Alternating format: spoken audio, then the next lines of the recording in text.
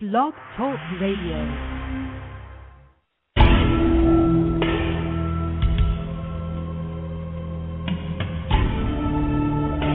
You are now listening to True Murder, the most shocking killers in true crime history, and the authors that have written about them. Gacy, Bundy, Dahmer, The Night Stalker, BTK. Every week, another fascinating author talking about the most shocking and infamous killers in true crime history. True Murder, with your host, journalist and author, Dan Zupansky.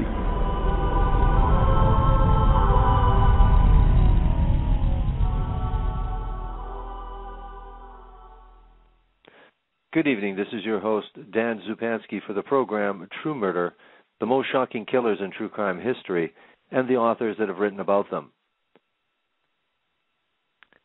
Trails of Death is the explosive chronicle of Gary Michael Hilton, a convicted serial killer who ingeniously tracked his victims in America's national parks. A trained killer, Hilton struck in Florida's Apalachicola National Forest, Blood Mountain in Georgia, and has been charged in a double homicide in North Carolina's Pisgah National Forest. Veteran true crime author and former New York Times columnist Fred Rosen takes readers into the heart of the murders, revealing shocking details of this unusual late-in-life serial killer through interviews with those who grew up with Hilton, the investigators who hunted him, and the prosecutors who fought to put him away. My special guest this evening is Fred Rosen, speaking about his book called Trails of Death, The True Story of National Forest Serial Killer Gary Hilton, by Fred Rosen. I do not know why we do not have Fred Rosen on the air. I'm going to weather on for about 5 minutes and just chalk this up that maybe he's a bit delayed. Like very many of the true crime writers I have, these guys are very, very, very busy from one book to the next book, and that includes, if people don't know, deadlines that they have to make on each one of those books. So I'm hoping that it's some sort of minor mix-up, and we can get him on in the next few minutes. This is a particularly good book. I was turned on to this by a publicist named Michael Wright, who has contacted me for two more guests, Michael Griesbeck, and for, the name's, a book about Marilyn Manson Now. And both of these authors wrote incredible books, and this publicist is the publicist that handles their promotion and promotion for this book in particular. And Fred Rosen is published with other people, I believe, including Pinnacle. I'm not sure, but he is a veteran true crime writer that I've seen for years and years. One of the books that I saw, which seemed to be a classic, was Lobster Boy, and I did not pick it up, but Fred Rosen is one of those people that I've been trying to get on the program for over a year, just because he's one of the very best, handles some of the more bizarre and grisly type crimes, and they're far more interesting to me than, I hate to say, some of the, wife killed the husband, husband killed the wife. Nothing against, there aren't great stories like that, but I'm obviously more into the deviant psychology of some of these, the worst of these killers. This is a particularly interesting killer with a high IQ, above the norm, about 120. Went to Vietnam, enlisted in Vietnam, was with the Davy Crockett platoon. We'll get Fred Rosen to talk about what was the Davy Crockett platoon and what actually they did in the military. Very, very interesting. And Fred has done an admirable job on this book. It's very fast-paced. It is a really, really good read. I thoroughly enjoyed this book, Trails of Death. And we really do get inside, I think, the mind of this killer, who is a unusual person and had a checkered, and not so much a checkered past, but a very, very interesting life. And late in life, it seems, he decided to include, along with his passion for hiking, his passion for killing, and ended up being a convicted serial killer. I won't go any further than that. like I say, we're going to give it about a few minutes and see if Fred can make it on. There may have been some problem. Some people have some problem with the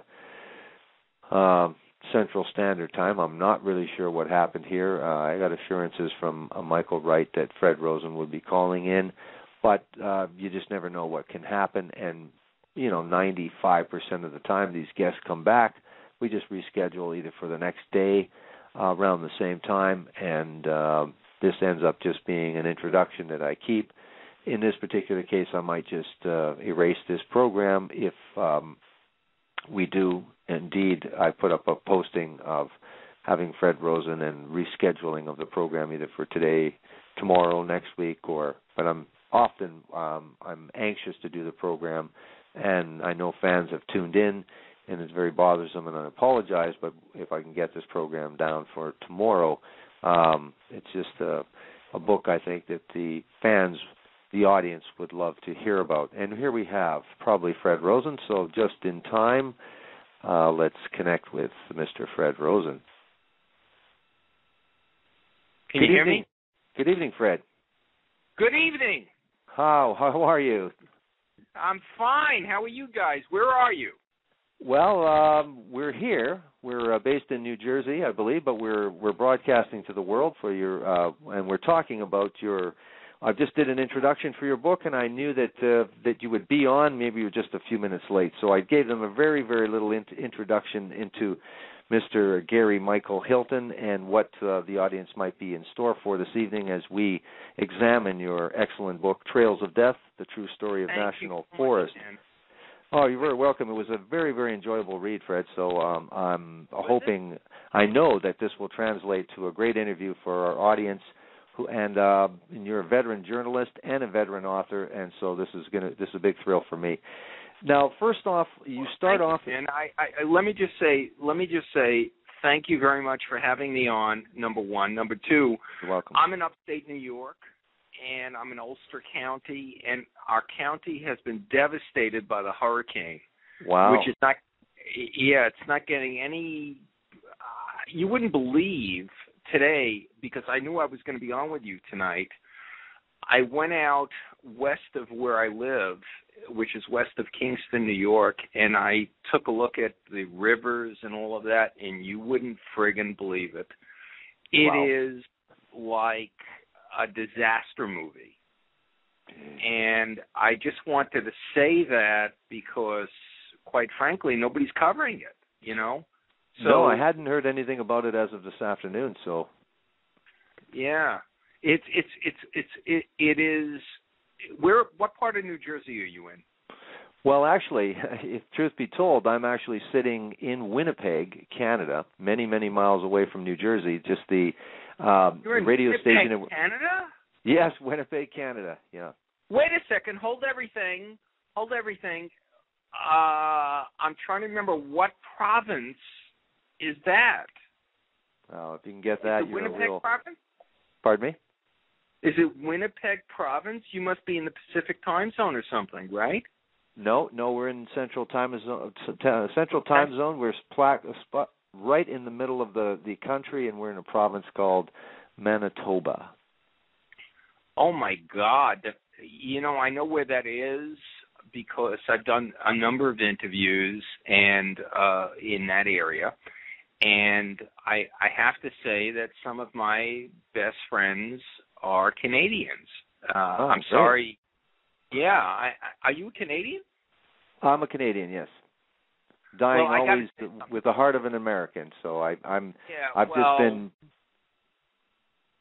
Dan, I got to tell you something. Can I just, whenever I do an interview and it's with somebody who's out of the U.S., can I apologize for George W. Bush, please? Okay, I'm sorry. I'm really sorry. Okay, We accept your apology. I just need to say that because, we're all trying to do the best that we can, and quite frankly, he was not the best that we could come up with, and he's the worst president in United States history. And I realize I'm supposed to talk about Trails of Death and all that. And even my publisher is listening tonight, by the way, Dan. Oh, great. And she's in Green Bay, Wisconsin. And get this, you're going to love this. Oh, my God, you're going to love this. Listen to this. She is a full-time police dispatcher in Green Bay, and the governor of that state, whoever the heck he is trying to take her pension away. Wow. And another thing I really – you're a Canadian by birth? Yes. Joe Clark is one of my favorite human beings in the world. I love Joe Clark. Interesting. And the reason I love Joe Clark, and I realize this has nothing to do with with the book or whatever, but I don't care, is because Joe Clark, who became the Canadian Prime Minister, was an individual who got some of the Americans who were prisoners during the late 1970s when the Ayatollah Khomeini came to power in Iran, and Joe Clark got him out. And I just feel like, you know what? We got to give this guy credit. You know what I mean? Mm-hmm. And then we can talk about the book or whatever, but I just feel very strongly about that. And I just thank God that we are together. Well, I appreciate that. What I'm doing with the program is I'm mostly probably speaking to an American audience, and then I get callers from all kinds of places and emails from Australia and England and places like that. But really? I would say primarily America. But the thing is, with Canada, we have a relationship that goes back many, many years, and in terms of culture, we really do grow up reading American stories, watching American movies, watching American television. We have some of our own production, and some of it is obviously, competitive. But we really are raised on that. Yeah, of course. Yeah, I mean, even all our true crime books, the true crime books especially, is really a phenomena that's unique to America. You have so many. You have 10 times our population, but you also have some sort of phenomena of having people that, you see so many people craving celebrity, and I think some of the killers that have been the most infamous of all time have shared in that sort of need for celebrity. It's not necessarily an American phenomena completely, but the true crime market, the books that we read, that we grew up on, the authors that we really enjoy, are mostly American. So you're in that list of American true crime writers that people in Canada have been reading for 20 years or so, for sure. Well, you know what? The way I feel about that, quite frankly, there was, there was a wonderful case, probably the best true crime case I can recall, which was in Vancouver. And I'm trying. It wouldn't be Vancouver province, right? It would be. Help me out here. Come on. What province? Well, British Columbia is the province, and Vancouver is the big city. Yeah, our main city. And who was the dude? I remember reading about. You know who it's the dude who the pig farmer. Yeah, that's Robert Picton. 49 allegedly from his own mouth, but 33 evidence of. Well, you know what? What made that case so interesting, and quite frankly, I think it's the greatest criminal case of either the latter part of the 20th century or the early part of the 21st, is the fact that Picton's victims wound up in the food supply. Yeah. That that's never happened, okay? And what it's funny because as we're talking, because I which is this, I did a book years ago called Chameleon about a Canadian undercover agent. And, I never really understood that, the delineation between what happens in Canada and what happens in the U.S., because of the fact that we all share the same language, the same mother country, and so I guess in a sense, I sort of thought about us all as together. Mm-hmm. And obviously that's not the case. And the Pickton case, when I started looking into that, oh my God, I couldn't believe that. That is the most unique, absolutely most unique criminal case I believe, in criminal history, because simply this bad guy's work is probably not the right word, but is killing, and these individuals wound up in the food supply. And I never expected to talk about this, but I'm saying it because it's true, It's an incredible case, but the thing that it really bothered me, and I had Stevie Cameron, she's a major journalist that wrote 2 books about the Pickton experience, and she wanted to do it. No publisher pushed her into it.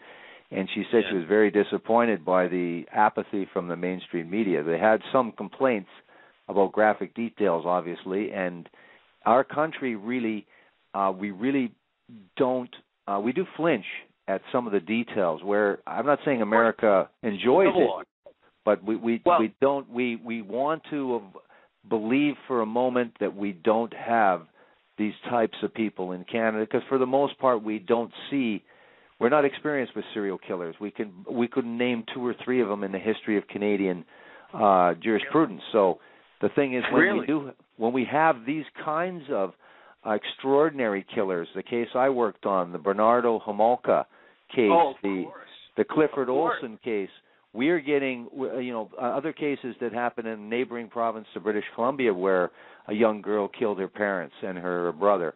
We're getting the same sort of, we can compete.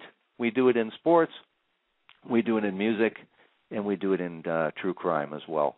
It's just we might not have the occurrences. Like I say, we're a fraction of the size, and our cities are isolated and much smaller, but we still have some people that will go out of their way to make their mark in murder.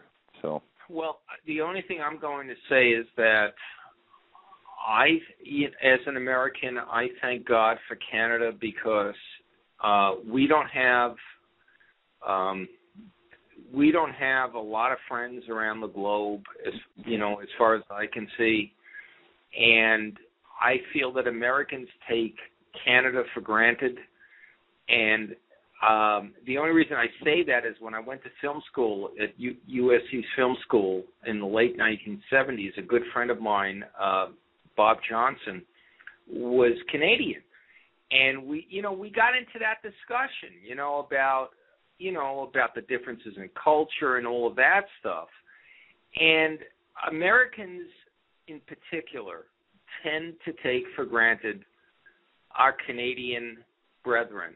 And in a way, I apologize for that, because we shouldn't do that, because we all come from the same tradition.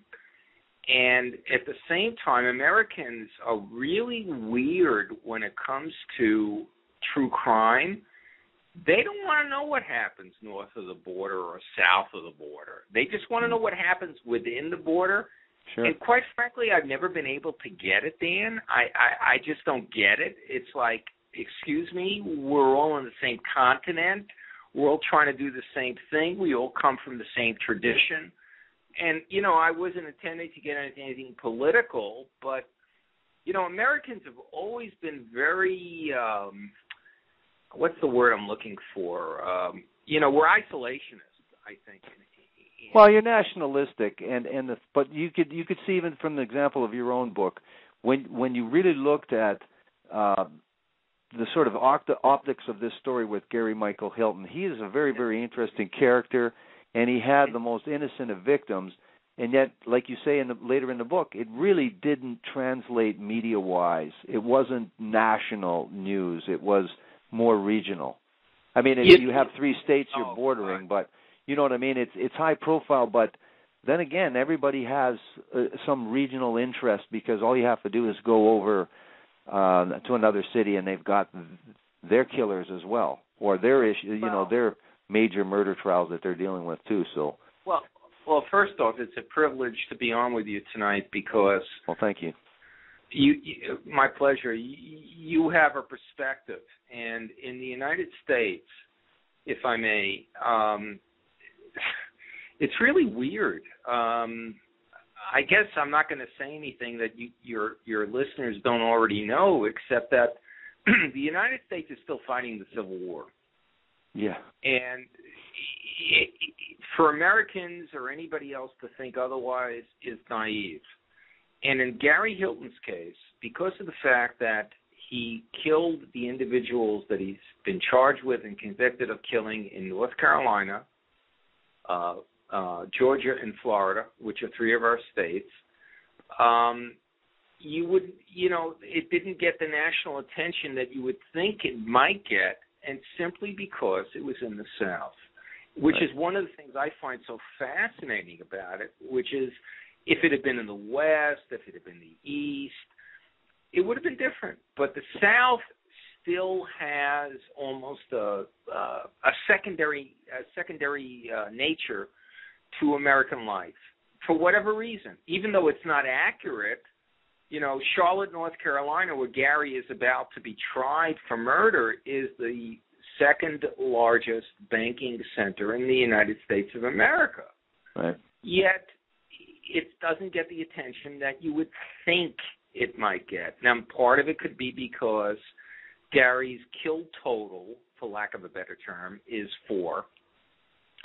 And people, people today, this, they sort of look at it and they go, oh, boy, that's not much, except for the people involved, Yeah.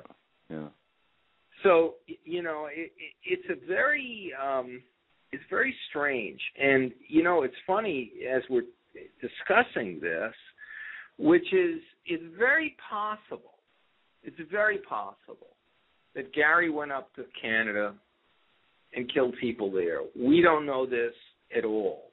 We don't know for a fact, but on the basis of his MO and the fact that Gary moved around a lot, it's very, very possible. And I don't, I used to do interviews with a gentleman who was out in Manitoba. You like that? I said Manitoba. Yeah. And he was a Mountie, and he had his own radio show, and he'd interview me, which I love to do because I got to tell you something. I just keep going on and on here, but the thing is, as a kid, I grew up on a TV series. I don't know if it played in Canada. It's called Sergeant Preston of the Yukon Police. No. Have you ever heard of that? No. Well, guess what? This was so big. Sergeant Preston and his dog Yukon King. And it was all about this dude who worked out of the Yukon, and he had this, like a police dog and whatever. And this is one of the things I grew up on. I'm very serious about this. And, I just, I went, oh, my God, wow, Canada's cool, Yeah. And I know I keep going on and on, but, it's just that, quite frankly, Americans don't have a lot of friends around the globe considering some of the stuff that we've done. And we have this incredible, kinship. Right. And every time I've done an interview with people in Canada, I always apologize for the fact that Ethan Allen and the Green Mountain Boys tried to conquer Canada about 1776, and I really apologize for that. I think he was making a big mistake. I mean, George Washington was smarter than that, and he probably would have made a deal. But this dude, Ethan Allen, and later on he gave his name to furniture and stuff. When you're a kid and you learn this stuff, you go, oh, my God, And I don't know if they still teach this stuff in school. I have to ask my daughter tomorrow. But, we have an incredible kinship. And if there are two nations that are, kin, it's the United States and Canada. Oh, absolutely. I mean, they might have some, people can say all kinds of things about what our governments might do when they're politicking, basically.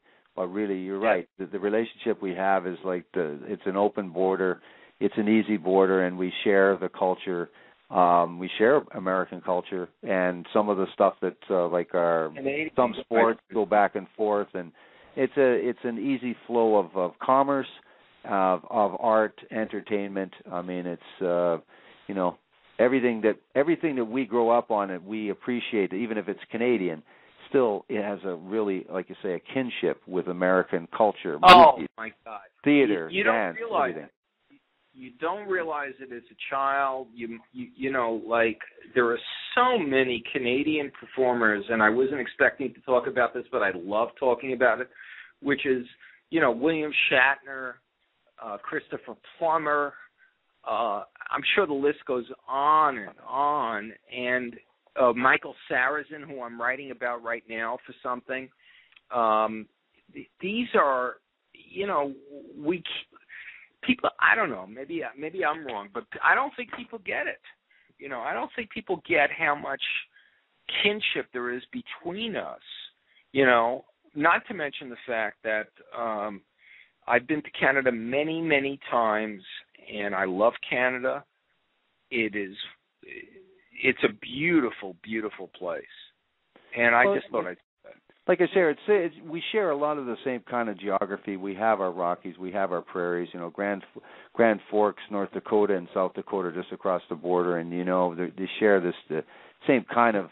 A lot of the similarities, but the one thing that I always rail against, and this will segue into talking about your book, is the one thing that's different about true crime is that you do get a fair amount of cooperation from, well, not a fair amount, you do get a good amount of cooperation from law enforcement, prosecutors, law enforcement people, police, been able to write your book, and what you get. Dan, are you? Please talk more about that. Are you saying it's different in Canada, Dan? Yeah, there is a basic resistance for law enforcement to really get involved. For example, also one of our laws is that the jurors never speak about their experience in a trial. So never? Completely different. Never. This not allowed. Here's a question for you. I've always, I'm working on a case right now. Involving a man named Ray Gray, who's been in jail for 38 years in Detroit City for a murder he didn't commit. He's involved with AIDWIC. Have you ever heard of AIDWIC? No. It's called the Association in Defense of the Wrongfully Convicted. It's the same Canadian organization that helped get Hurricane Carter out. Right. And I've been involved with them now for about 4 years.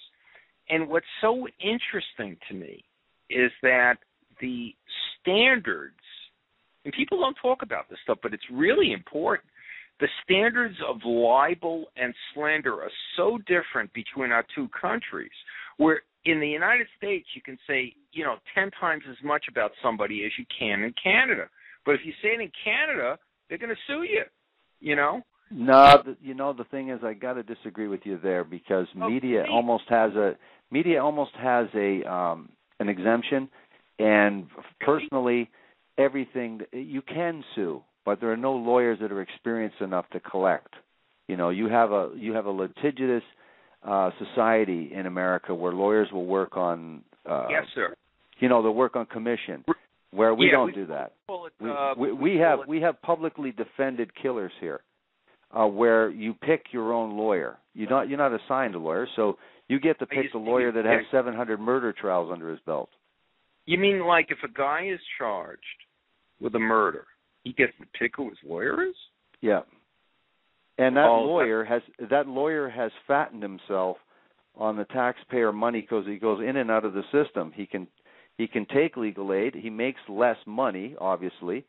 But then he can take regular fees from those who can pay. But if you're dealing with the case I worked on, this murder trial lawyer has worked on 700 murder trials. 700? 700. He's the most experienced murder trial lawyer in the English-speaking world, according to him. But he has done 700. I'm sitting here and I'm speechless. I know. I've never. That's unbelievable. All I keep thinking about, quite frankly, in Gary's case and Gary Hilton's case, is that right now he's about to be tried in the state of North Carolina, right, for killing 2 people. Now, get this.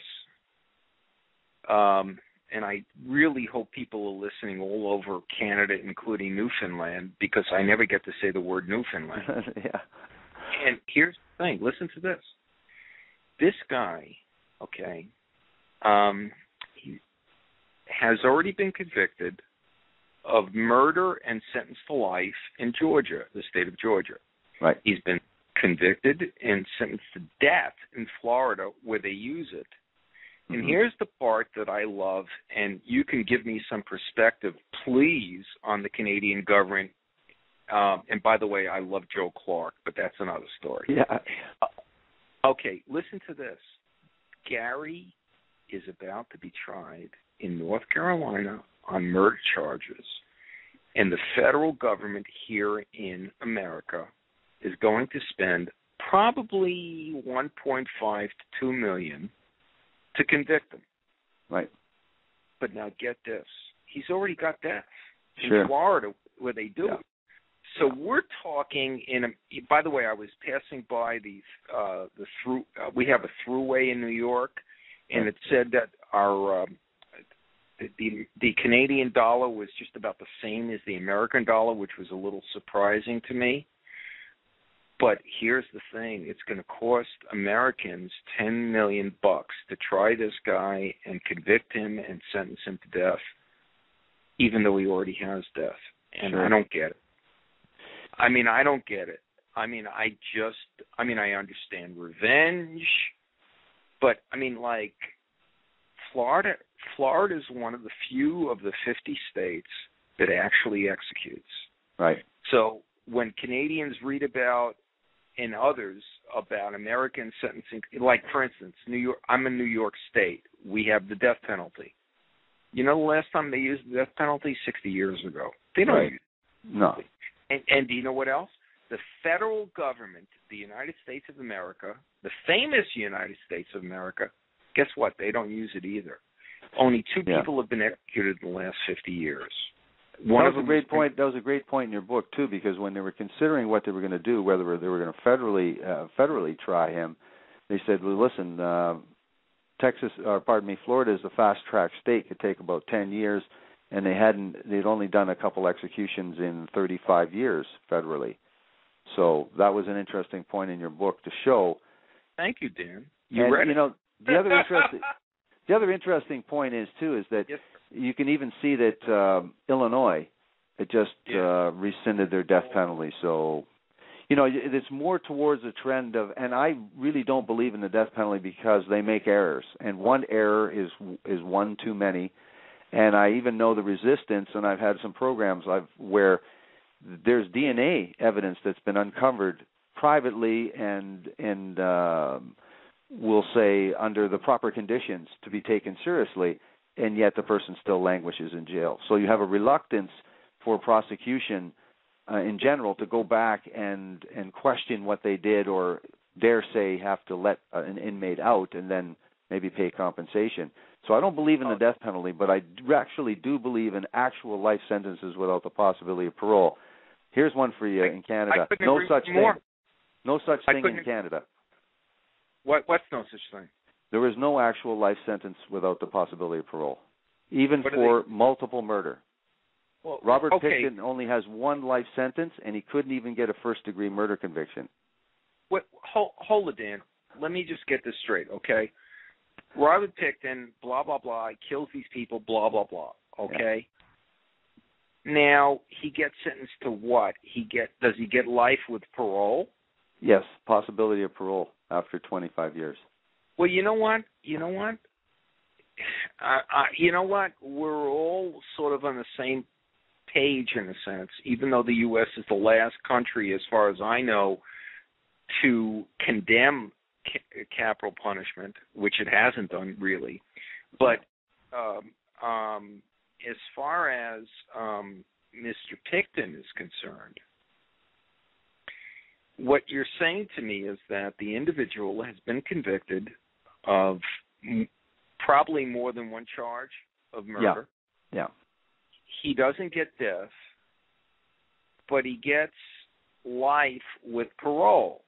Now, what makes that interesting is that Georgia, and I don't know how people in Canada think of Georgia. I can certainly tell you that people in America don't think of Georgia very much, and to heck with them. Yeah. Which is this: he got convicted, and he got life with parole. And you know what else? Gary made a deal. And for the listeners, Gary Hilton is a serial killer. And he had a lot of problems, which we might or might not get to, that influenced his attitude and his behavior. But the bottom line is, when he was caught, he killed Meredith Emerson in Georgia. He took off her head for forensic reasons to make it difficult to identify her and tie the crime into him. It worked. And when they finally caught him, he said, okay, I'll tell you what. I'll show you the body, and I'll show you the head, and give me life. And they said, nah, we'll give you life and parole. Go figure. This is the United States of America. Yeah. Life and parole.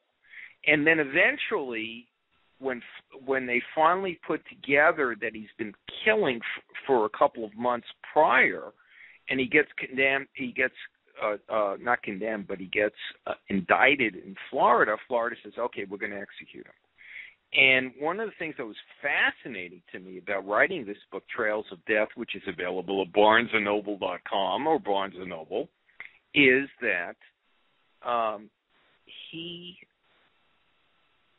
when they finally got him, and they were able to tie him into these other murders, it was like in America. I don't know how it is in Canada, but in America, it's like, okay, North Carolina is one place, Georgia's another place, Florida's another place. They couldn't get together, Right. Even though in the end he gets condemned to death in Florida, man, these states, they feel like they got to do their thing. Is it like that in Canada? If somebody captured these kinds of charges would be dealt with. You'd be dealing with them provincially, but they are federal charges. So basically, we don't have any. Later, you would try them federally. These are serious enough that it's a federal indictment. Provincially, we wouldn't have that much. Our provinces are like your states, but we wouldn't have that much power. Besides, we have no death penalty in Canada anyway, so there's a uniformity per province. Not on every issue, but certainly on that issue. So it's like equivalent of having federal charges dealing with murder, where you would have a provincial appeal and then the right to a federal appeal, Supreme Court appeal. Question, right, I understand. Question, because again, I'm an ignorant American, in Canada, my question would be, how do people feel about the death penalty? I realize it's part of the fabric of the government, but my question would be, how do people feel about that emotionally? Do they want it, or do they realize that, as you and I do, that if you make one mistake, which has been done, you're going to execute an individual who didn't commit a murder? And my personal feeling is, I'm not willing to pay that price. An individual's life is just too important, And I was just wondering how people feel in Canada. Well, what I did is I chose something in my book that illustrates the difference in attitude. It's so much different in attitude. This is what the government said in 1971. We have decided from now on to stress the rehabilitation of individuals rather than protection of society and create a more relaxed atmosphere. This new policy will probably involve some risk. And that was Canada's Solicitor General, October 7th, 1971. Excuse me, that's Pierre Trudeau? No, it's in that era, though, Pierre Trudeau, of course, politically. Isn't Pierre Trudeau, really? Yeah, the thing is, American. We have if you were to look why I think I've done quite a few shows with some Canadian authors, and not to take away anything from American authors, but here's the one thing that we have over you guys is that what we have is that you don't know what's going to go on in the trial. It's either life without the possibility of parole or the death penalty. But in our case, these guys could be walking out. They just rescinded double credit for pretrial custody. So we start off at second-degree murder with the possibility of only one level of manslaughter, and that manslaughter is about, with good behavior, 5 years, with parole less, with double credit for pretrial custody. Trials take about 3 or 4 years. Cold-blooded killers were being released because they were self-intoxicated after 3 years. This is incredible. It's a completely different system where we believe we can rehabilitate. We had a guy, you probably heard about the story of the bus beheading on a Greyhound bus. They're scheduled to let that individual go in a couple years because they claim to have medication that can control this psychotic cannibal from reoffending. What do you think, though, Dan? I really believe in life without the possibility of parole when you've demonstrated that you are a threat and a menace to society. And that, I agree with you. That takes murder, and especially takes multiple murder. I would not consider a multiple murderer. I don't know what kind of conditions I would consider, but I probably wouldn't. That person could be ever released on the conditions of parole, just because a parole board figures that they might be low risk to offend.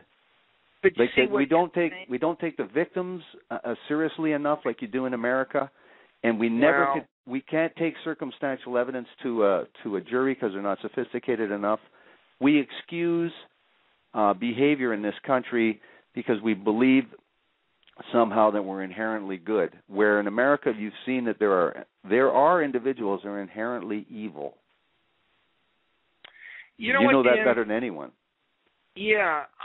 Look, I will say right now that in the case of Gary Hilton and Trails of Death, which is the book that I wrote, he's not one of those individuals, believe it or not. Really? He was, sir, he was a serial killer who was made.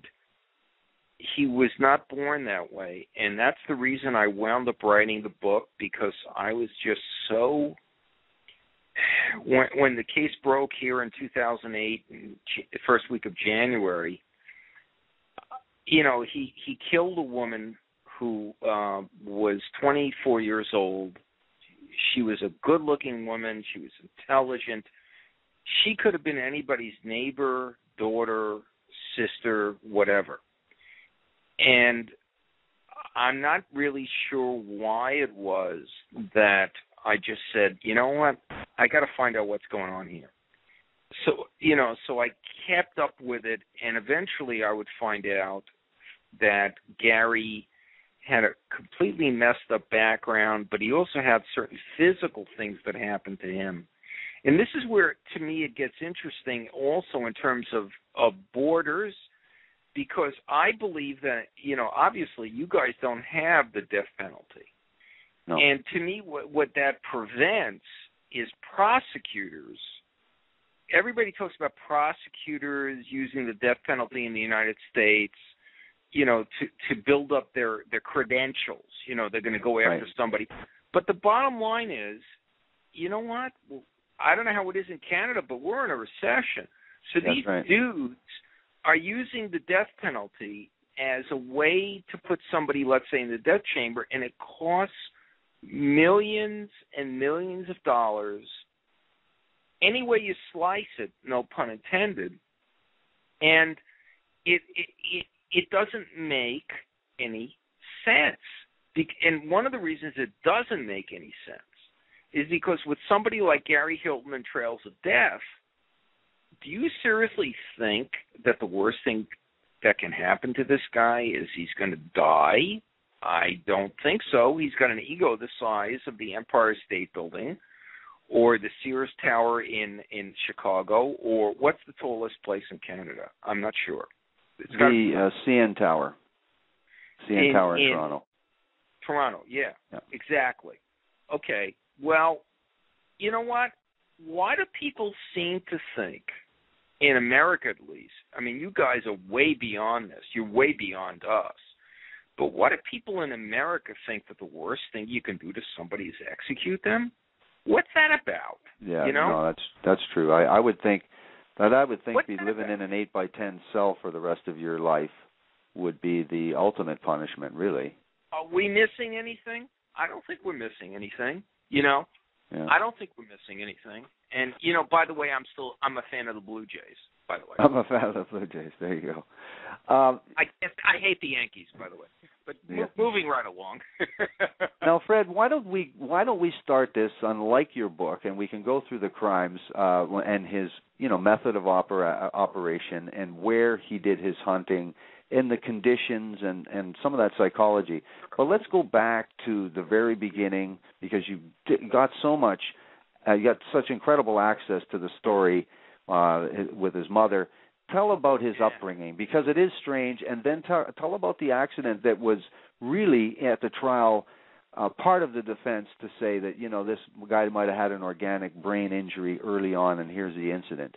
And well, here's the proof. The first thing I want to say before I even get into that is that you're the first interviewer, and I've done a number of interviews, including national TV in the U.S., and you're the first one to pick up on this stuff. And It doesn't surprise me because of your perspective.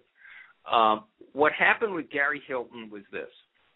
After he is arrested for his allegedly fourth murder in Georgia, the Georgia Bureau of Investigation, and most of us are familiar with the Federal Bureau of Investigation, who are a bunch of idiots, I might add. I don't know, but by the way, down here in the U.S., I grew up on a cartoon called Dudley Do-Right of the Mounties.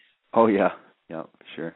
And so I have an incredible respect for the Mounties. And I have to tell you that the FBI is one of the most, historically, it is an awful police organization, okay? And what happened with Gary Hilton, was that he committed a murder in Georgia, and eventually the feds and the locals, they all get together and they realize, hey, we got ourselves a serial killer. And the next thing you know, it turns out that the one person he killed and beheaded in Georgia transforms into 4 individuals in 2 other states that he also committed these crimes against. And the federal government here was literally powerless, Dan. I mean, it's just like, you just look at it and you go, what am I paying my tax monies for? And he gets arrested for killing Meredith Emerson in Georgia, and they investigate him. And they send out, and this is the one thing that they did which was really cool, after they get him, they send out investigators to talk to his mom, who's still alive. This is in 2008. Yeah. And then she starts telling them chapter and verse about what this guy was like growing up. And that's where it gets, as far as I'm concerned, really interesting, because at the age of 7, our budding serial killer has an organic injury. His head is literally taken off by what's called a Murphy bed, which comes out of the wall, right. Hits him on the head, scalps him like he's in some Western, and they need 200 stitches to close him. Yeah. And it turns out, unbeknownst to anyone at the time, he has, at the age of 7, permanent frontal brain lobe damage, which means he's not responsible for his actions. And here in America, they don't give a crap. And, I don't know where to go with that, except to say that, I just look at it and I go, what kind of society am I living in? You know what I mean? Well, the thing is that we have to get to the types of crimes that Gary did too, as well, is because I understand what you're saying. But they do not. It seems like the countless books that I've reviewed here via this program is that they really don't care even if you are bald-faced insane. It doesn't matter. They say, well, you knew right or wrong, and that's it. And there's a way of saying, I guess, without much argument, to say, the person knew right from wrong. At some point, they knew right from wrong, and well, so you know what? That depends upon the state, believe it or not. We got every state is different. In the state of Florida, you cannot use, which is where Gary was tried, and also in Georgia, you can't use diminished capacity, meaning you didn't know what you're doing. Right. Here in New York State, which is considered to be a liberal place, though it really isn't, you could use diminished capacity, plus the fact that there are certain states, like New York, which has the death penalty, we don't use it. Nobody's been executed here in 60 years. On the other hand, in Florida, they do it all the time, which is why Gary Hilton is going to wind up in the death chamber within 10 years, because he's been convicted of murder one there, and that's pretty much it. By the way, the jury, I was sitting in the courtroom. It was a unique experience for me. I've never been in a courtroom where a serial killer was tried. Really? 2 hours and 20 minutes, the jury, smart jury, by the way. Wow. 2 hours, 20 minutes to convict him of murder. And then here in the States, what they do is they have a penalty phase. Right. Okay, when they threw it to the jury, they did 3 days of penalty phase, then they threw it to the jury. 40 minutes, Dan. Yeah. 40 minutes. And I'm unanimous, too. I couldn't believe it, Dan. It's like these dudes come in and they go, okay, we're going to execute him. And I'm like, oh, my God, am I the only guy who's saying that? I don't know. But that's pretty much what my reaction was to the whole thing. Wow. Yeah, I know. It's just, You do a good job of detaching yourself personally from the story, though. When I get the opportunity to talk to somebody from Canada, because you guys have a different perspective, and quite frankly, I think you have a more humane perspective. And I don't really care what people think about what I'm saying. You know what I mean? Well, the thing is, I think if you examined it, though, what you would by the buck, go by the buck. What I think you would find, though, is that we're heading in the wrong direction, and you guys are heading in the wrong direction. You're heading in the wrong direction if you're throwing, 3 strikes and you're out, and the guy had a piece of pizza. Canada. We just got a new government, and they want to clamp down on marijuana, reduce medicinal marijuana. I mean, so they're going backwards. Didn't you guys? Correct me if I'm wrong, okay? Wasn't there one province where it was legal at some point to smoke? No, that's British Columbia, where all rules seem to not apply. They call it Van Amsterdam. Down on marijuana? No, in Vancouver, in the province of British Columbia, it's like a different planet. It's like California. It has the same kind of history as Southern California. Outdoor marijuana, some of the cultivation started there, some of the Johnny Apple seeds of marijuana started there. So British Columbia is, is not, the prairies are like the prairies in the U.S. The Midwest is conservative, religious, is along those same kinds of lines. You have the same sort of liberal in New York and Toronto and our biggest cities. So you have some of the same shared characteristics when you have populations in the same areas for some strange reason. You're saying to me that in Canada, politicians, I love that word, politicians, they use federal monies to prosecute people for smoking marijuana? No, but what I'm saying is that the direction that the other parties would have as part of their platform would be decriminalization and further availability for medicinal purposes, whereas the conservatives have been in power now, and now with a majority, which means just like having a majority in the Congress, in the Senate, in the House, I know what the problem it'd be like the Republicans getting in there and doing what they want, and they would, you know, revive the Reaganism rant of, you know, just say no and lock everybody up. So what I'm saying is the direction soft. You know, soft on soft crime is, we still have the same problem here. If you kill 33 people, you still don't have a consecutive sentence. They don't have a mechanism like that. So I can't see any difference. I can't see, the populace is just like in America. Nobody really cares about marijuana. You know, there are some people, but the vast majority of people, if truth be told, would not want to spend any further money prosecuting marijuana. And you could see that with some of the states liberalizing their medicinal marijuana and legalization. You know what though? That's very interesting. I remember in 1982, I was watching the Super Bowl with a friend of mine who's from Montreal, and we were in Los Angeles. He had a buddy of his out from also from Montreal. And, you know, the dude was, I couldn't believe how much beer this guy drank. You know, this was like in the days of SCTV with the McKenzie brothers. I don't know if you remember that.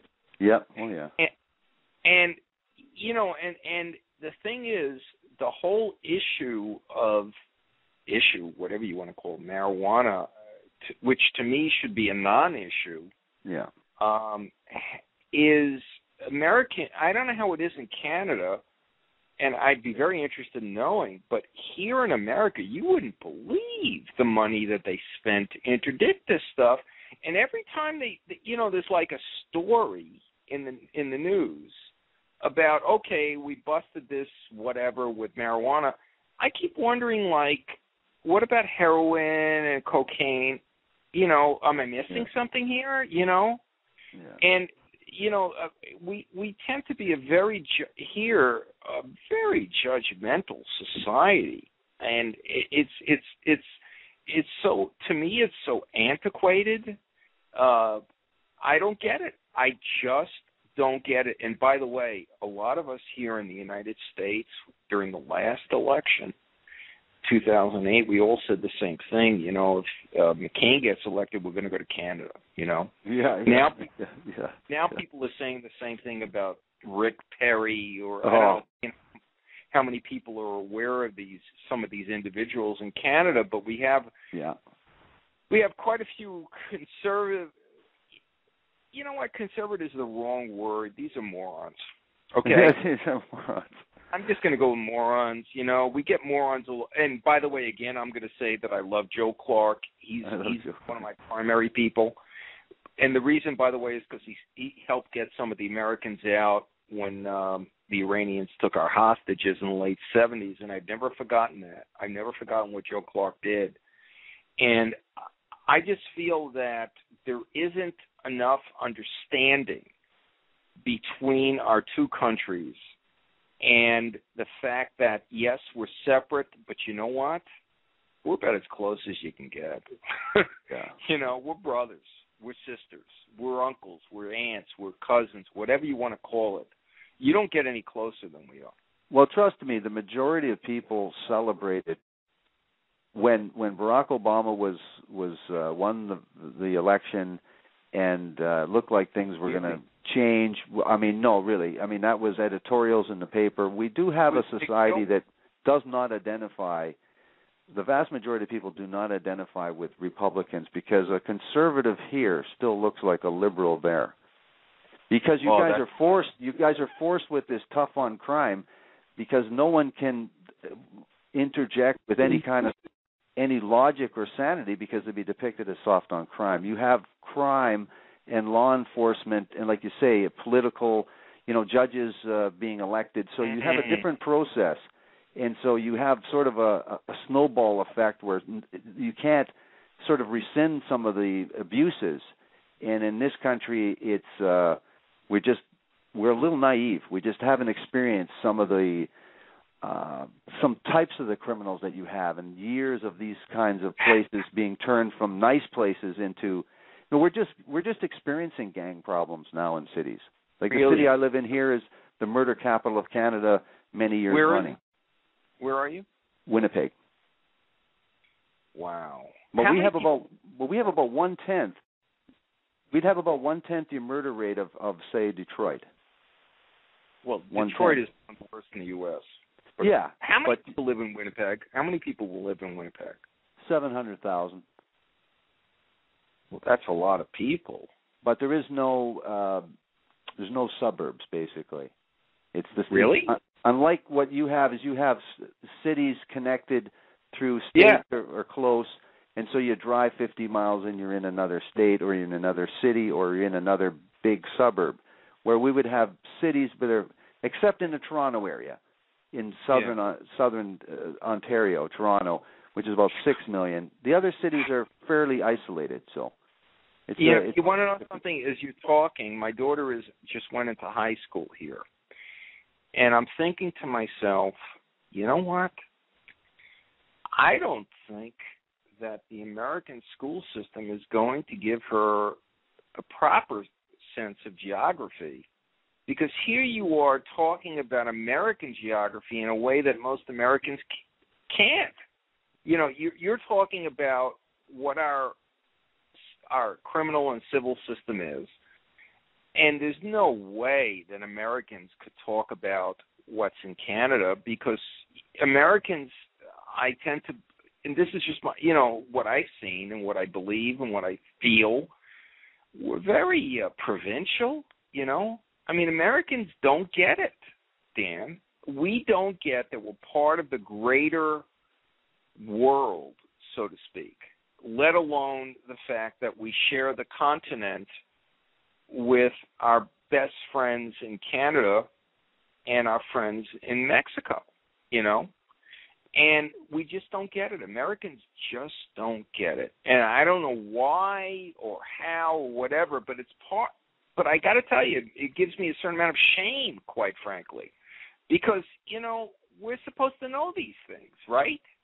No, it's not like we know much either. It's just that you have America is a colorful nation, and Canada is a small 1/10 the size. We've got lots of trees here, but we really don't have the history, and we really don't have the entrepreneurial spirit. The Hollywood is a American phenomena. Like I said, true crime book publishing is an American phenomena. Glorifying, but bringing to the cinema stories about Al Capone and stuff. We would be sort of ashamed of that past, where some of these, of course, the story is exaggerated. Everyone is bigger than life and nicer than they ever were. But it's America has is created a sort of mythology about itself that it believes, which is good and sometimes bad. And Canada and every other country does the same sorts of things. Of course, it's hard to compete with America. America is bigger than life. Everybody wants to go to America. Everybody realizes that's where success is measured by, and hopefully America will regain its stature. This idea that it's a military power, I hope that idea fades. Even a conservative like Ron Paul is saying, we got to stop doing this. We can't afford it. So you talk about prosecuting somebody for murder, but as you know, and George Bush is a big purveyor of this, you're wasting your money if you're trying to go to war. It's not economically feasible. Oh my! You know what? God, do me a favor, run for president. I'll vote for you, because I'll tell you, I wish people would get that. I made up my mind that as I did the publicity for Trails of Death, that if I did get an opportunity to talk about politics, what's happening, I was going to take that opportunity. And I would simply like to say, and I'm assuming that we're being heard in Canada and the U.S., right? Oh, yeah. Okay, I'd simply like to say to the people of Canada that I sincerely apologize for George W. Bush. Yeah. I really want to tell you guys, wherever you are, that most of us didn't want to vote for him. And, the funny thing about it, and I didn't find this out until recently, you're going to find this really interesting, Dan. I didn't know this. I was down in Tennessee taping a show called Sins and Secrets, which is on Investigation Discovery for January. It was on an old book called Deadly Angel. And you know what I found out? This is Tennessee, right? In 2000, when George Bush, who allegedly was from Texas but really from Connecticut, he ran against Al Gore, who was from Tennessee. Here's the part you guys are not going to believe. Gore didn't campaign for one day in his home state. Not one day. Why didn't he? He just thought he was a shoo-in? Yes, sir. Oh. Big mistake. And most people remember that what happened was it came down to the state of Florida, full of 5,000 or 6,000 votes difference, and it went for George Bush. Right. I get that. This guy, Al Gore, was so conceited that he wouldn't campaign in his home state. And I'd never heard of that in American history, or any history for that matter. And that's what really got me, which was, you know what? It's like people don't take responsibility, and that leads into a discussion about Gary Hilton, which is he is not a serial killer who was born that way. He was made, and people don't take responsibility for what happened. Why don't you explain to our audience, his mother's name was Cleo, and you say that they had a lot of information from this lady who was now 80 years old, and she was very revealing about his life and excusing him to a certain amount of degree, for sure. She was really a supporter of him at the end. But tell us about his life with Cleo, because he didn't know his biological father really. And then a person named Nilo DeBag came into the situation. So it really is an interesting life that Hilton had. So please give us more information about that. Well, before I do that, I just want to tell the listeners that out of all I've done a number of interviews, including Dateline, NBC, Inside Edition, other national shows down here. You're the best informed. Thanks. And I just want to say that because you mentioned Nilo DeBag. And basically what happened was Gary's father deserted his wife and his son at the age of 2. He was a bigamist. And he went wherever he went. And his mother, Cleo, eventually, at the age of when Gary was about 9, she remarries a fellow named Nilo DeBag, who is a horse trainer / thoroughbred racer in Florida. And this guy DeBag is not a nice guy. And he starts, he's emotionally he's pretty nasty. And he says to his stepson, Gary, who's 10, why don't you go out and get a job? Now, Mr. DeBag wasn't aware that in the United States of America, and I'm sure in Canada and the rest of the Commonwealth, I got that in, by the way, you're not supposed to go to work when you're 10. But Nilo DeBag felt that Gary, his stepson, should be going to work at the age of 10, and he abuses him psychologically and says, go to work, and, insults this, that, and the other thing, until finally when Gary is a teenager, he picks up a gun, and Gary had previously learned how to use one in what we call the boys' clubs down here. I don't know if you have those in Canada. Sure. But, yeah, okay. So he learns how to use a gun, and he gets a gun, and he shoots his stepfather because the guy's abusing him. Next thing you know, Gary, and this is in the early 1960s, he's 14 years old. He goes into a mental hospital. His mom, oh, my God, when he comes out of the mental hospital after 3 months, she doesn't want to take him back, so he goes into foster care. And his mom constantly sides with the stepfather. And so it sets up a situation where this dude is, at the age of 14, is being emotionally abused by the stepfather, by the mother, really, plus the fact that at the age of 7, he has a traumatic physical injury where a bed comes out of the wall. We call it a Murphy bed, and it scalps him like some Indian in a Randolph Scott movie.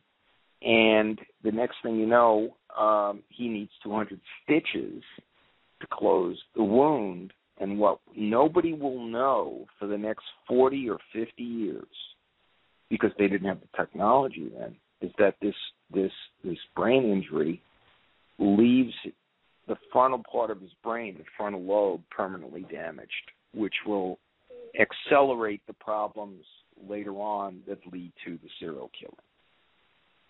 So scientifically, they have noted that frontal lobe injury can create the conditions that we know as, say, psychopathology, where these people lack the kind of conscience that you and I have. Yes, sir.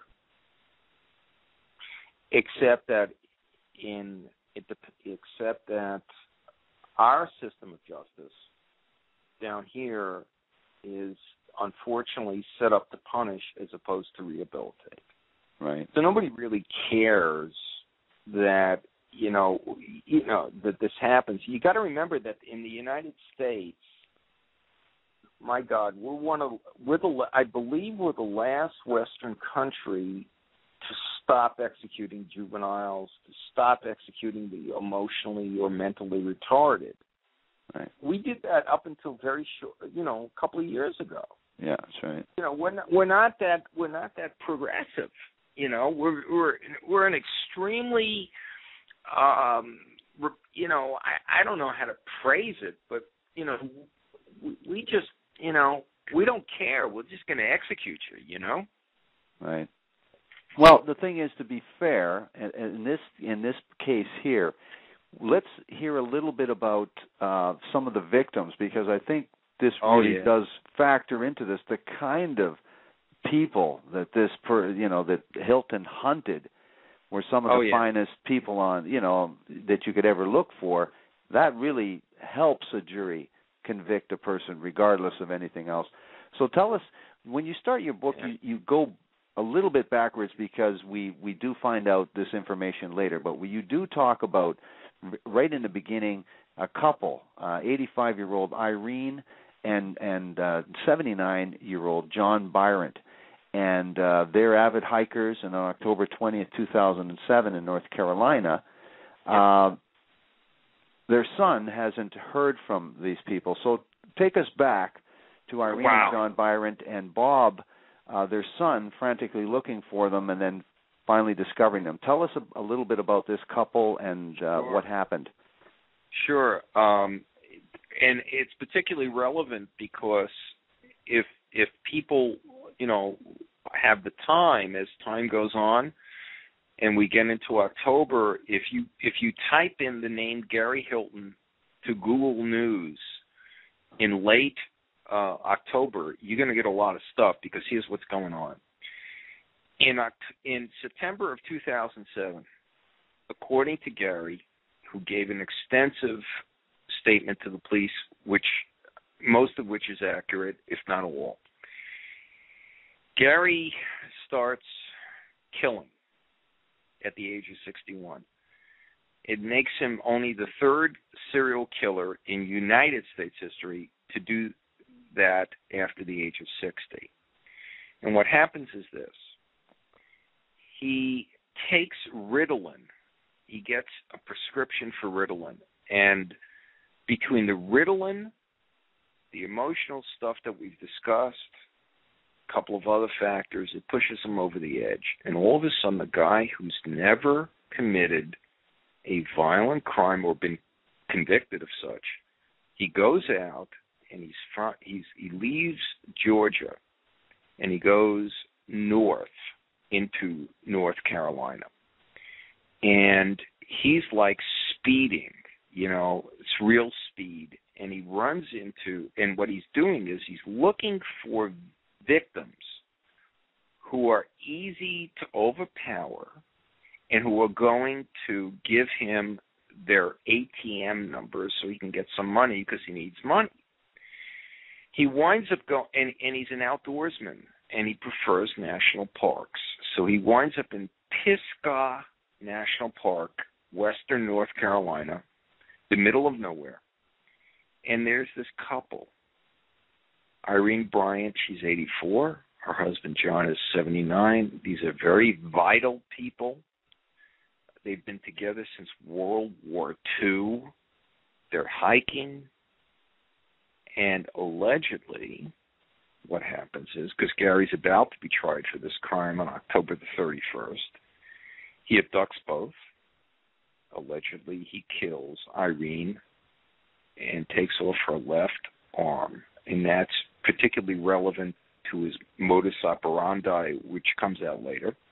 He takes John Bryant hostage. Eventually, after a couple of days, thereabouts, he shoots him. He dumps the body, and now he goes up to, or rather goes down to Florida. In the meanwhile, the son of the Bryants, his name is Bob. He lives in Texas. Can't get in touch with his parents.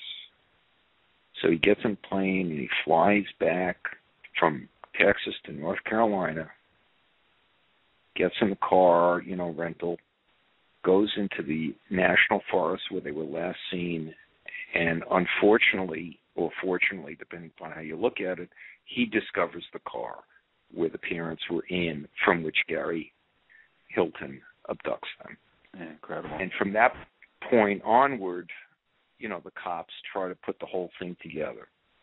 And it gets really interesting because they come up against, they don't know who they're looking for.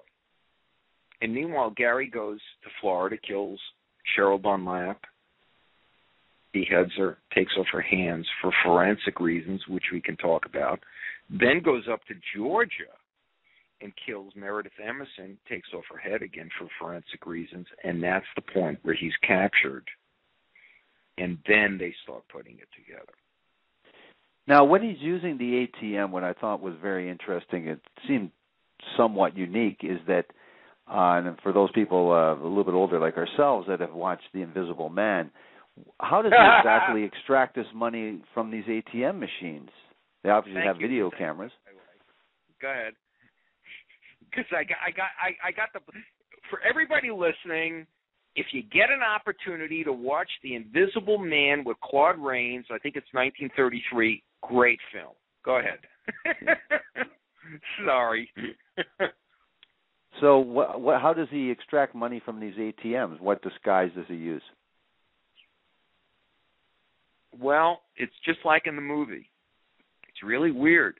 In the movie, Claude Rains, British actor, wonderful British actor. Most people know him as Louis Renault in Casablanca. But what happens is in The Invisible Man, since the guy's invisible and sometimes he wants to be visible, he disguises himself by putting on. He takes this like tape and puts it around his head, and that's exactly what Gary does. Gary takes some what is it, medical tape, the stuff you use for wounds and stuff. Sure. And he puts it around his head, and he shows up, and you can call him, he either looks like the Invisible Man or the Mummy or whatever, and he's using the ATM codes that he's getting from his victims and trying to pump them into the machine so he can get money. Now, in the case of the Bryants, it works because they, for whatever reason, they give him the codes, and I don't know, maybe he takes out $1,000 or something. And then, of course, he kills them because there's no reason to keep them alive. When he goes to Florida and he abducts Cheryl Dunlap, same thing happens. She gives him the codes. He gets some money out, and then he kills her. And then he goes to Georgia, and that's a whole other ball game because, of course, Georgia is a different place. But basically what happens there is Meredith Emerson fights him and almost beats the crap out of him. And she's a black belt in a couple of different martial arts, and she decided not to give in when he tried to essentially molest her on a hiking trail in Blood Mountain, Georgia, or on Blood Mountain, Georgia, and he takes her hostage. And he keeps her hostage for 3 days while he takes her ATM codes and tries to take money out. But Meredith is smart enough to realize that if she gives him the real code, he's going to kill her. So she gives him the phony codes. And then the story proceeds from there. Yeah, the spirit and how she fought back. She's just a little woman. What I wanted to say about Cheryl Dunlop, and we talked about Irene and John Byron, both these women are God-fearing. Both of them are, one's a Sunday school teacher. These are very religious, beautiful. One person's going to the library when she gets abducted, or someone's going on a hike with her dog. I mean, he couldn't have picked on more innocent people. I mean, everyone's innocent. That no one deserves to die. But wow, no, right? Keep going. Yeah, he picked some really, really wholesome people to. Yes, he did. Tell us a little bit about Hilton's van, because this must be something that the jurors found quite horrible. I know that just knowing what the equipment he had in the van and how it was set up. Tell us about his van that he used for abduction of these people. Well, I just have to say that nobody's asked me this question before, and it's a wonderful question. What happens is Gary Hilton leaves Georgia in September 2007 in a Chevy Astro van. And what he does, and again, guys, this is what happens. He goes over the edge because he's taken the Ritalin and his background is all messed up. He's never killed anybody. He's 61. So now he goes out on the road, and in the van he has just about everything, literally, but the kitchen sink. I don't know if you guys have that expression in Canada, but okay. Well, he's got everything, and the cops later do an inventory, and we're talking about what he's got in there is. You name the clothes, he's got the clothes, okay? You want a tuxedo, he's got a tuxedo. You want a pair of jeans, he's got a pair of jeans. He's got everything. But what makes it so fascinating to me personally, and what I was able to do in the book, was recreate Meredith Emerson's predicament, which is this. Right. After he captures her in Georgia, they fight. And, guys, this is the fourth victim. And here's what happens. He chains her around the neck with about a 7-foot-inch chain inside this van. Now she's in the back of the van. And he's driving around, someplace in Georgia trying to use her ATM codes. Meanwhile, she's in the back. You wouldn't believe the stuff that this guy's got. He's got everything from air guns to knives to, my God. Yes, exactly, a bayonet. There's all kinds of stuff that Meredith Emerson, who is alive and still in good shape, can use against him. And I suppose that was the hardest part of the book for me, which is I kept thinking, like, damn, Meredith, pick up something and hit him over the head or something, It was like, please do something. And for whatever reason, she doesn't. And, I'm writing nonfiction, so I can't make it up. But I got to tell you, it's like you're sitting there and you're writing this and you think, why the heck doesn't she pick this up? And I'm sure there's all kinds of reasons why she didn't, which I talk about in the book. But it's so sad to me because, and this is the reason I decided to do the book, which is she was the first known victim of this serial killer, and she was 24 years old, and she could have been your sister, my daughter, somebody's aunt, somebody's, whatever. I just needed to find out why the heck this happened when, in fact, when he first abducts her, she beats the crap out of him, but he overwhelms her. And so I was just really interested in why is it that she can't get that one killer blow in? And that's one of the things I discussed in the book. And why can't she? Is it the psychological hold that Hilton has? Does he utilize psychology in blending it with this in part of his domination? Explain that to our audience. My personal feeling, based upon what I've read and my considered journalistic,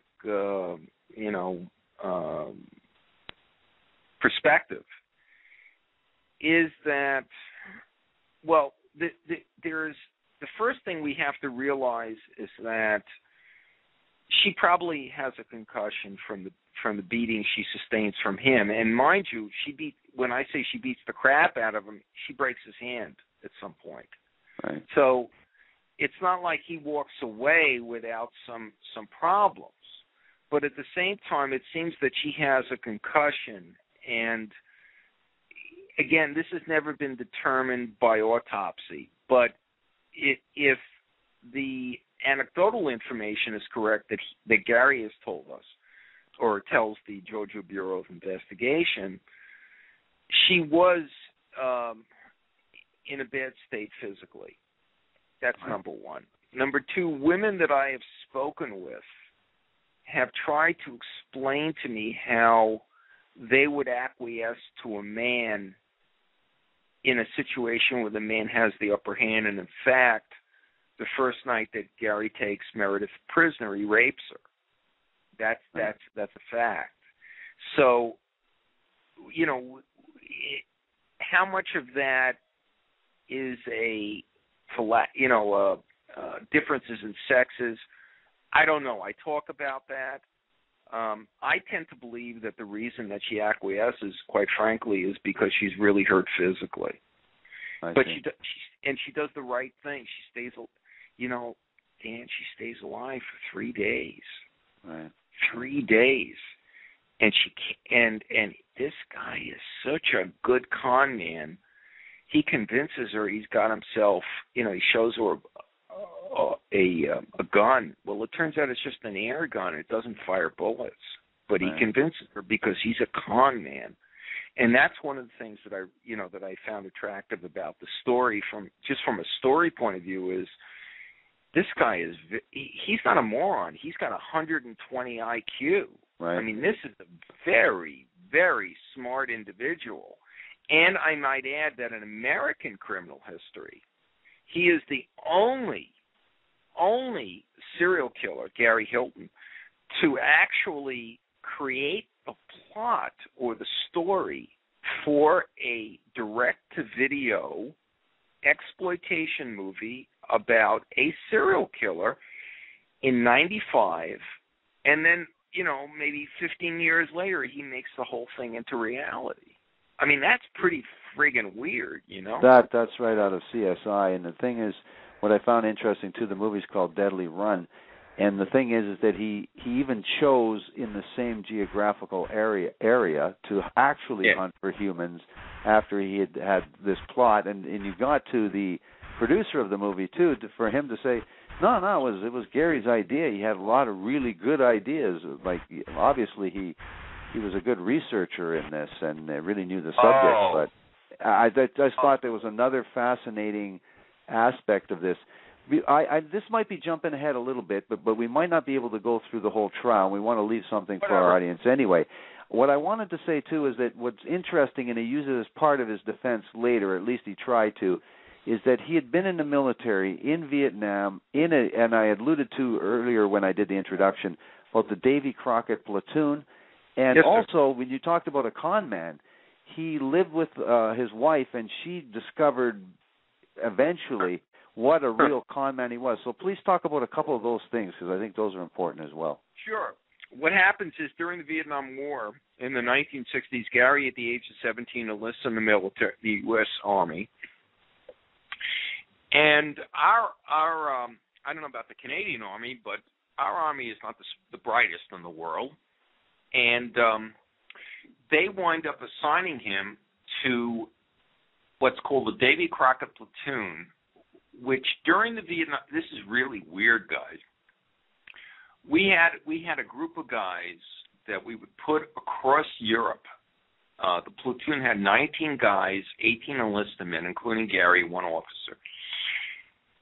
And they had a handheld, I can't believe this, but we did it. I've seen it, I published the picture. Yeah. We had a handheld nuclear weapon fired by a mortar.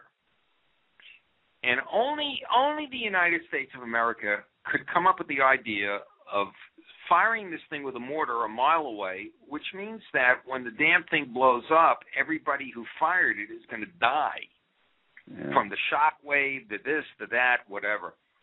Well, Gary Hilton, our future serial killer, is in this platoon.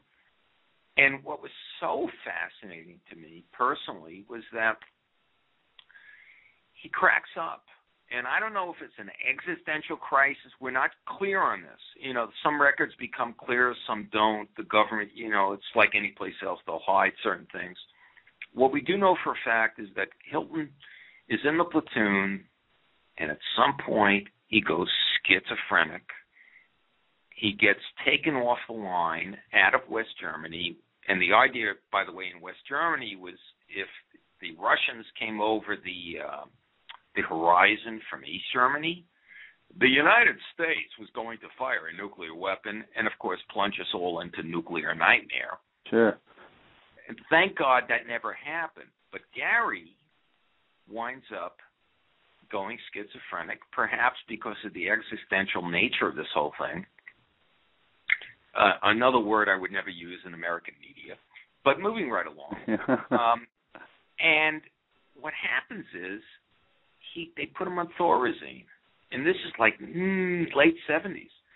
And then the United States military discharges him, gives him an honorable discharge. And they don't track him in civilian life. And you know what happens? He winds up getting married 3 times, becomes a con man, works in what we call boiler rooms. You guys know what boiler rooms are? Sure. Okay. Solicitation. Exactly. And he's doing that for charities, and his third wife is a woman who works in law enforcement, and she's sort of doesn't get it yet because she's pretty young. Gary says, go over to, go down to Yonge Street and pick up some money for me. Did I get that right, Yonge Street? That's in Toronto, right? Yep. Wow, that's a pretty good memory. Yeah. So anyway, Gary goes down to Yonge Street, his wife Diana goes down to Yonge Street, and she picks up this money, and she says, "Wait a minute, what's this for?" She starts looking into it, realizes, "Oh my God, my husband's a con man. He's taking this money for charity, and he's going into his pocket." And so she winds up being married to Gary for a total of 6 months, start to finish. And in between that time, she realizes he's running the scam. He allegedly molests his 2 stepchildren, which he claims, and which comes out at trial in Florida.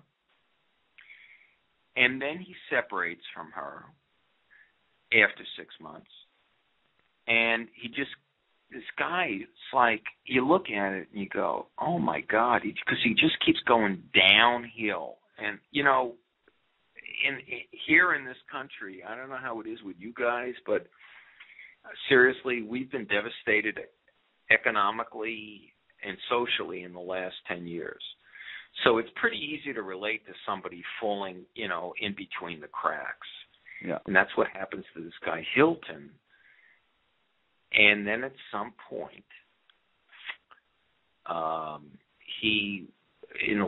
this would be in 2007, he just starts losing it. I mean, he relates better to animals, particularly dogs, than human beings. And then what happens is he gets this prescription for Ritalin, and he pops the Ritalin, which essentially is speed for an adult. puts him over the edge, and that's when he starts killing. Interesting. What's interesting too is what you do gather in terms of, and you don't really editorialize it. Basically, you just show rather than tell, and you talk about all of the things that, as you've mentioned in this interview, that you think led to your evidence to say, you know what, this guy must have had some injury, and then with a combination of these things and the overprescription of Ritalin too, because he was getting a pretty big dosage. And then you also provide detailed interviews or where you've interviewed some of his friends, and there have been points where they said, well, he snapped at this point, and he did this at this point. And so you really have, you provide the case that this is what your theory is on what happened with this guy. The state prosecute him very, very vigorously, and like you say, despite a recession, they're willing to prosecute him in other states, even though he has the death penalty anyway. Well, but he was what I found was interesting was how forthcoming this guy was. He really, I don't know if he was trying to help the authorities, but he was different than a lot of characters, a lot of serial killers. He wasn't reveling in the details of what he had done, but he was very forthcoming. Well, I'm going to say the same thing I said earlier, which is I think because of the fact that you're not an American, you have a much better perspective. And you're totally right, which is that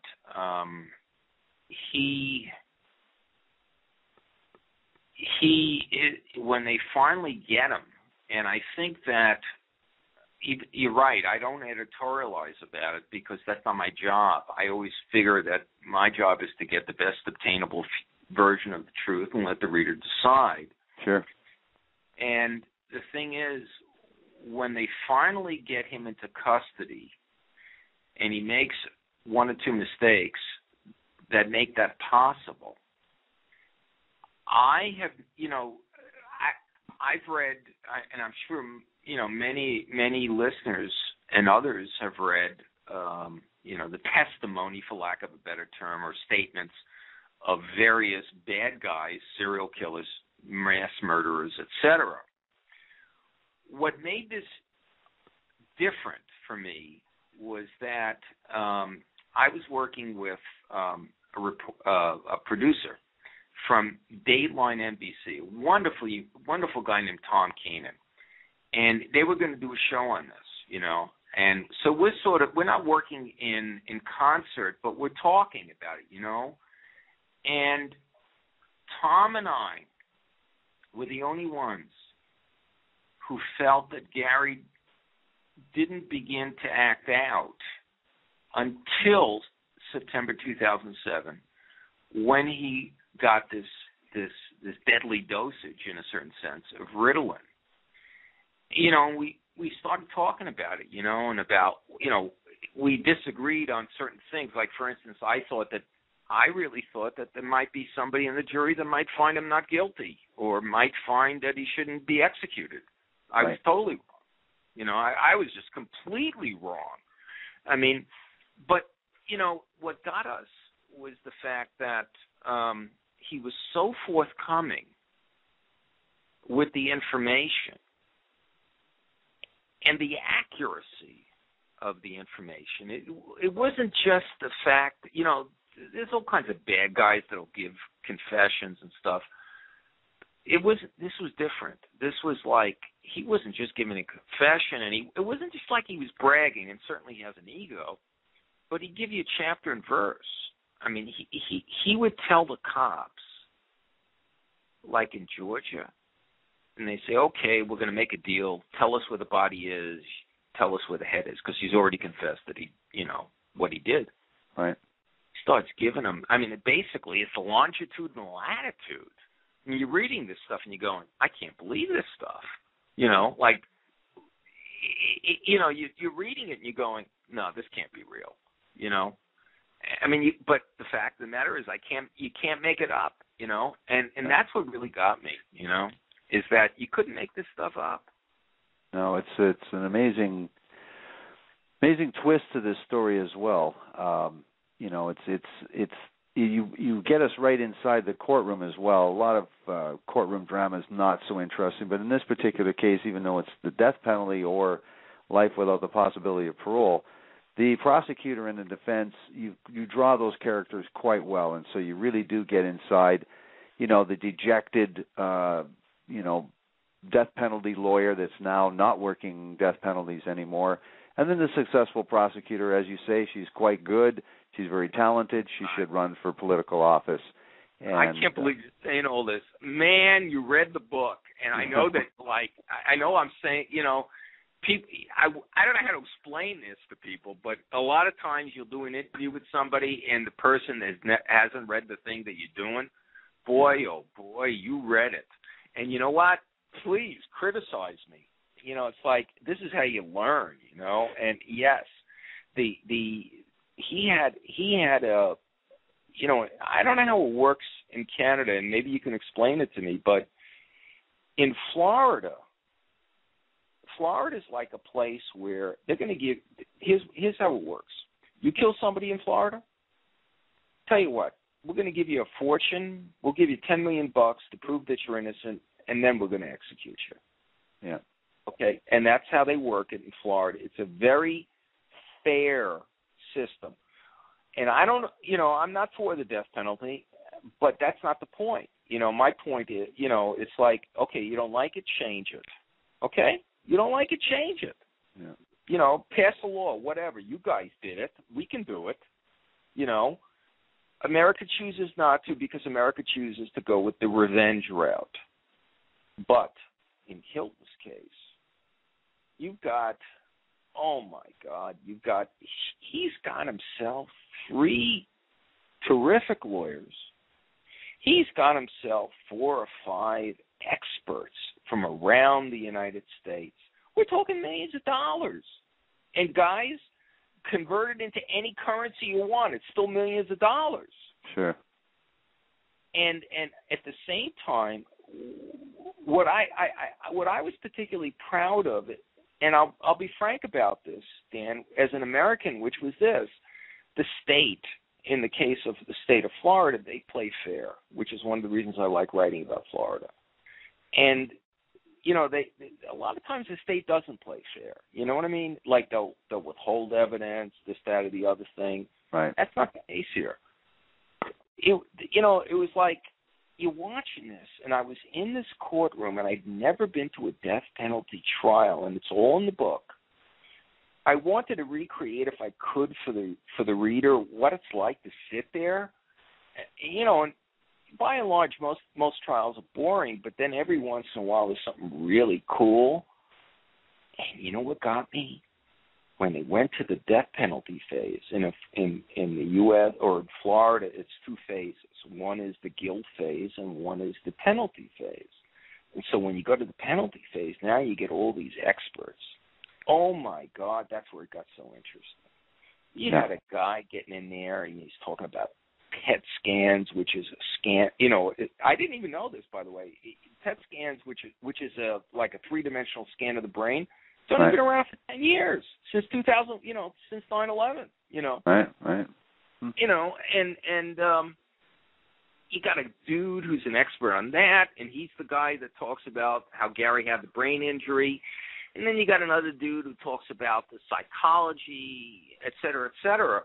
And you know what was so interesting? What the experts wanted to do, these are all the defense experts, they wanted this guy, Hilton, they wanted him to be found guilty, but give him life, and all they wanted to do was study him and see if they could find out what made him do what he did, and then they could bring that to the fore and maybe use that down the line to help save a life. Well, I agree with that. I agree, especially Isn't that the people, cool? especially the people that are intelligent and articulate and forthcoming and would submit to these kinds of tests. There's dozens of these guys that their ego, it wouldn't be hard to pose the question for these guys to cooperate. And a lot of them have said, I don't even know why I did this, or I didn't know, Jeffrey Dahmer's. Some people would be willing, to a certain extent anyway, to be examined. And I think if there's any good out of that, then it really should be fully explored. I mean, not necessarily in a courtroom, where we would look at what really is the effect of some of these brain injuries. Yeah. You know, the thing is to be able to study also some of the environments and like you say, some of the factors. You combine Ritalin with a super dysfunctional background, and some abandonment issues, and you put him in under circumstances. And I think that's $10 million and you kill the person is very, very expensive, like you say, to kill someone. So what are you getting out of that in terms of prevention for next time? Probably nothing. Boy, oh boy, do I agree with you. And again, I'm listening to what you're saying, and I have to be honest and say I feel a certain amount of shame, because your perspective on average is much greater than the average American's, because we're still involved in the whole thing of revenge. And what we don't get is that there's something beyond that. And we can, that's probably a discussion for another day, but it really bothers me that we don't seem to understand as a nation that if we're supposed to be a nation which looks at things even biblically, why is it, one more time, that death seems to be the worst thing instead of what we've discussed, which would be a life imprisonment, et cetera, et cetera? You know that in Texas, when a guy is convicted of more, let's say he's a 3-time loser, so he's convicted 3 felonies, goes into jail. You know what they do there? They put him in a cell and they don't turn off the lights, and so they go schizophrenic within a year or two. Okay. Right. Now, we can argue whether it's right, we can argue whether it's wrong, but here it's legal. So you tell me what's worse. One moment where 1,000,000 volts goes through your body, or we're going to put the lights on and you're never going to be able to close your eyes again and see darkness when you sleep. And so, those are the things that I find so really interesting about the criminal justice system. And and our sense of justice. But you've got to agree, for all the true crime readers that are listening to this program now, a lot of people like myself have read countless stories, not only here, but in America, where I can feel the outrage that the jury would feel, and then especially, even more so, the victims would feel, and then the friends of the victim would feel, for these psychopathic serial killers, the lust killers, the thrill killers, the guys seeking celebrity. I mean, the case I was involved in was particularly disgusting psychopathic killer. But the thing is that we still, I really do think I understand both sides of the situation. The prosecutor is a certain type of animal, a female prosecutor who is a really tough customer. This is a certain type of individual, the dogged detective, and that's what these true crime books are bringing to life, is these different perspectives. And I think, at least, just like we were talking about tonight, it's debate.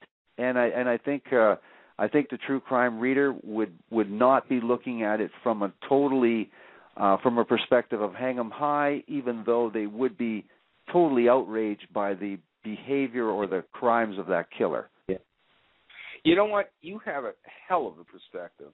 I realize that you're interviewing me, but I got to tell you, you've got a hell of a perspective. And boy, do I agree with everything that you're saying.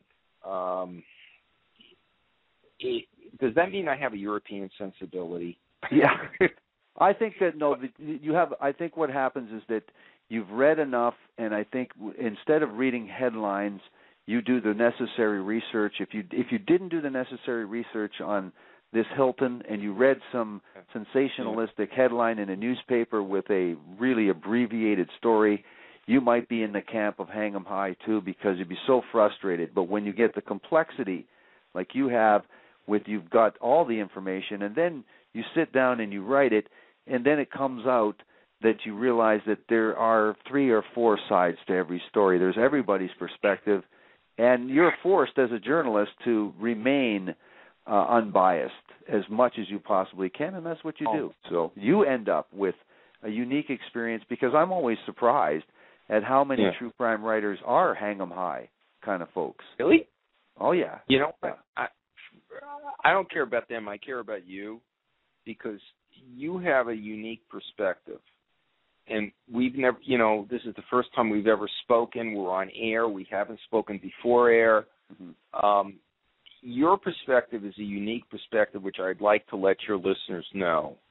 And, I never really thought about, until just this moment, until you said it, like, what are my, the other people that my colleagues think, people who write true crime and who investigate. And I guess it's just me, I always thought that, we would all have this,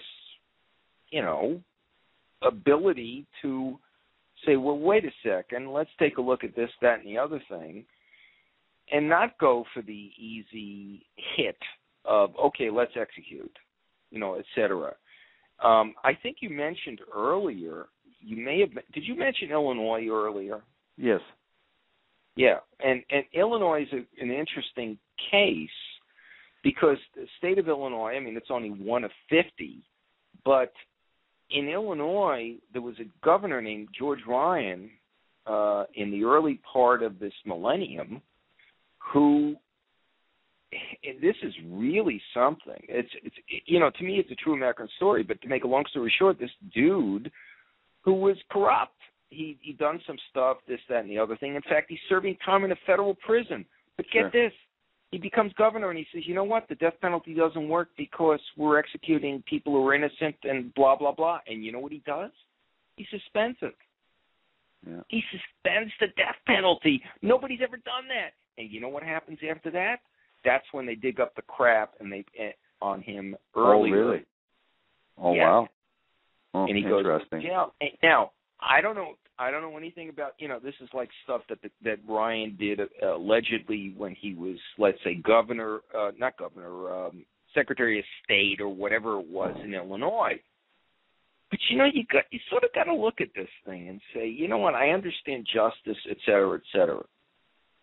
But this guy there's like 200 people on death row. And he's saying, you know what? We've executed innocent people. I'm not going to do this anymore. Yeah. Look at this. In this day and age, and I would say this. First off, I don't care what the heck this guy did before. Obviously, he's taken a moral stand. I'll vote for him for president. I will vote for him for prime minister. I will vote for him for dictator. Because of the fact that he's getting a perspective on things, and it makes you think, and maybe that's what we're really getting at here, which is we need to think a little bit more, maybe 5 minutes more, maybe 2 minutes, maybe 3, whatever it is about these issues. Because if we do, you know what? We're going to become the most enlightened civilization on the face of the earth, all of us. But we got to think about it. Yeah, I think that the more that we know about stories, at least we can open our mind to the possibility. Like I say, I can say all these things, these nice fuzzy things about not believing in the death penalty because of mistakes, but that's the Dr. Spock in me, or Mr. Spock in me, just the logic. Just the pure logic. No, it's Dr. Spock. Mr. Spock is Star Trek. Yeah, it's Mr. Spock. By the way, excuse me, before we go any further, William Shatner, Captain Kirk, Canadian. Keep going. Paul Schaefer, Canadian. Christopher Plummer, Canadian. Donald Sutherland, Canadian. Yeah. Want me to keep going? half a Saturday Night Live Canadian, yeah. All of Saturday Night Live, for God's sakes. And not only that, my friends Bob and Doug McKenzie. Yeah, there you go, Bob and Doug, eh? Eh? Yeah. Eh? Yeah, that's exactly. Yeah, Are you a hoser? Are you a hosier? Yeah, exactly. Now, we have about 5 minutes, so we're going to wrap up a little bit here. I want to tell people, too, that there's more to, like you say, we talked about the death penalty phase and the trial itself. It's quite interesting. One last question before we just wrap up this story here. Sure. What's interesting is we always want to know the demeanor of the killer at trial. Mm-hmm. So tell us, what was Gary Michael Hilton when he was at trial? What a great call. Do you ever get tired of asking good questions? I mean, No. I got to tell you, nobody's asked me this. Okay, I'm sitting behind the dude, right? And I got to tell everybody that we're not talking about a courtroom packed. We're saying that you could walk in and just sit any place you want, and I'm sitting on the defense side, which in America is the right side of a courtroom, and Gary's in front of me. Well, first off, before I get to demeanor, I love the way the guy dressed. This guy, oh my God, they dressed him so well. Beautiful blazers, beautiful shirt and tie, khaki pants, the whole deal. But he's taken Thorazine, and the Thorazine makes his jaw go a mile a minute. Wow. And so man, that was cool. And I'm sitting behind him, and I start taking a picture of him, and they kicked me out of the courtroom. They said, you can't take a picture of him because for X, Y, Z, and D reasons. Right. And I said, yeah, but I'm trying to take a picture, whatever, and the law allows it. Anyway, long story short, they let me back in eventually. And I'm sitting there, and I'm watching the guy's demeanor. You would have thought the guy was there for a traffic violation. Sure. He is cool as a cucumber. And at one point, I couldn't get over this. He gets up from his chair, and he's not in shackles or anything. Remember, guys, he's already been convicted in one state. He's about to be convicted in another for murder. He goes over to the window, and he's just like looking out the window. It's a big vaulted window, and his hands are in his pockets like he's jingling coins or something. And it was like, what's that about? This guy is about, he's so cool, And later on, I read in one account from one of the local papers that he reacted physically when they said, you're going to get death. I didn't see it. Right. There was no surprise here. I mean, the only question was how long it was going to take. Yeah. So, his demeanor was just, man, as calm as you could get, except for one point, and I describe it in Trails of Death, available at BarnesandNoble.com, which is that Gary has his aunt testify as a defense witness. He hasn't seen her in 50 years. Yeah. Looks at her, and for the first time in the trial, he smiles. Wow, that got to me. And she smiled back. Oh, yeah. Yeah. It was like really cool stuff. I mean, it's like one of those things like you couldn't, like you're sitting there and you're going, man, I couldn't write this any better. You just report on it. And this was Nilo DeBag, his stepfather's sister. And she testified that Gary's mom, when she went to visit, Gary's mom preferred the stepfather to Gary.